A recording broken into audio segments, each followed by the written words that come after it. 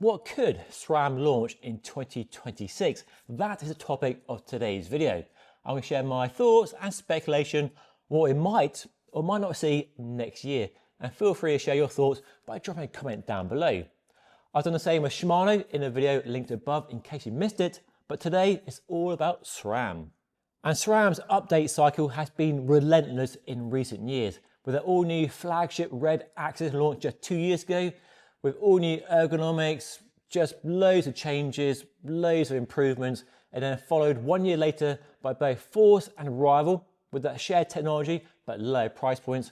We're focused both on road with 2x12 and also gravel too with 1x13. And of course, that whole full mount UDH interface that redefined how the rear derailleur is mounted to the frame. So with all that change, does that mean next year will be a quiet year? No big launches from SRAM. And looking at the timeline, it's been busy for their top 3 level group sets, but Apex is probably the most overdue for an update. That came out in 2023. That's both axis, so electronic, wireless, like group sets above it, and also mechanical. So I wouldn't be surprised to see a new Apex launch at some point in 2026, likely with the same improvements we saw on Red, Force and Rival, so improved ergonomics, lighter brakes, and hopefully still an investment in mechanical. That full mount interface is also available in mechanical over in the mountain bike world with the Eagle rear mechs and big range cassettes, so that technology is available. So hopefully we'll see an Apex version with that full mount interface to bring that durability that it offers down to a low price point.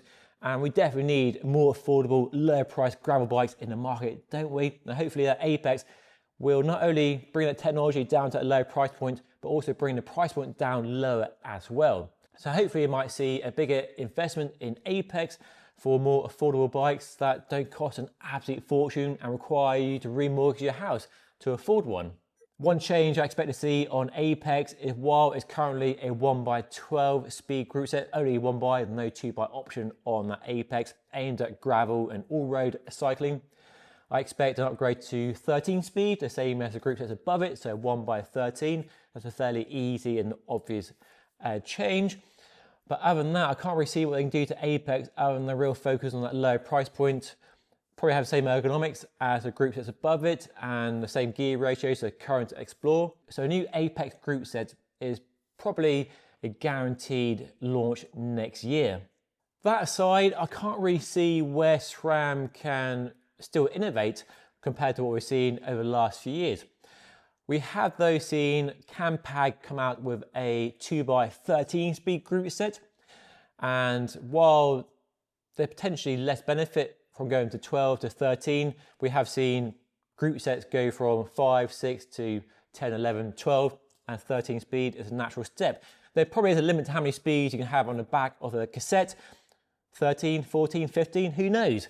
We could redesign the rear hub and wheel to allow more cassettes on there, or maybe that's an opportunity for Classified to come in, but more on that in a moment. So we could see SRAM do a 2x13 because they had the 1x13 Explore group set, which has the same spacing on the cassette at 12 speed and the same 12 speed chain.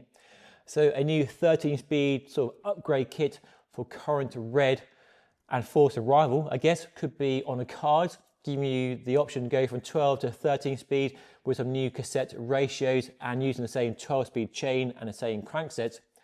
So that could be a way for them to keep pace with Campag and potentially whatever Shimano do, because there are rumours out there that Shimano is doing a 2x13. It feels like the obvious step really. If Campag have shown it doable with no real downsides, that could be an easy win for them. So we could possibly see a 2x13. That's a slim chance of happening, but given they have that 1x13, it's not outside the realms of possibility. The other possible move is to bring their full mount UDH interface from Explore and mountain bike to the roadside with a new version of Red that has that full mount interface for road bikes. We are seeing more road bikes now embracing that UDH interface, like the Trek Madone and the 51 Seeker and many others. I'm sure the new Specialized Tarmac SL9 will have that, and the new Super 6 Evo from Cannondale will have a UDH dropout. Whether there's as much tangible benefit in having that full mount interface on a road bike as there is on a gravel and mountain bike, where crashes and tumbles do happen and damage can more likely happen than a road bike. Not saying you don't crash a road bike, but it's less likely usually. Remains to be seen, but it's an upgrade and improvement of sorts, so that might happen to make use of that full mount interface they really absolutely nailed on the off-road side and really move themselves away from Campag and Shimano in that technology arms race. The only downside and potential pitfall to using that full mount interface on a road bike side is where there are a wide range of cassettes to choose from on road bikes, whereas full mount on gravel and mountain bike is designed around a single cassette size.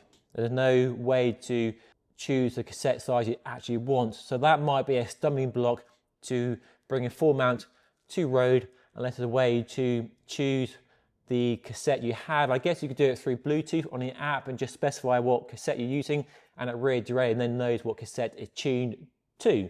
So that might be a way around it. Another change I know a lot of people would be supportive of, and we've seen them do it on their mountain bike brakes with the new Maven brakes. They've moved from the current DOT 5.1 brake fluid on their disc brakes to an organic fluid which Shimano use. But whether the current brakes will be forwards compatible with organic fluid or whether it requires new seals and that sort of stuff remains to be seen. So that is an outside chance of it happening. I don't really see it happening that quickly, but yeah, I think something a lot of people would be supportive of. And something I mentioned briefly earlier is Classified. There have been rumours since Classified launched that Shimano or SRAM would buy the small Belgian company, and integrate it into their groupset system. And so far that hasn't happened. And Classified are very determined, it seems, to go it alone and really get support from the industry, from bike brands and wheel brands to be their own company and not swallowed up by Shimano or SRAM, unless that's their end game, I don't know. But right now they are definitely doing their own thing. And it makes sense for one company to buy them and integrate into their groupset system, because cassettes are getting bigger, 12, 13. I mean, where's the limit? 14, 15? There's a point where you can't get more sprockets into the space between the spokes and the frame. You can go wider on the axle. There's Super Boost on the mountain bike, so potentially more space there, but that requires a new frame. I think most people and the bike industry are determined to keep the frame axle. We're now at 142 on the back. I think we're quite happy to stay there. So trying to work with space available rather than make more space available. So one solution, rather than going wider and wider range on a cassette, is to go inside that hub like Classified with a 2-speed hub gear system in that rear hub. Of course, gear hubs are nothing new. Roll off and Sturmey Archer did it many, many years ago.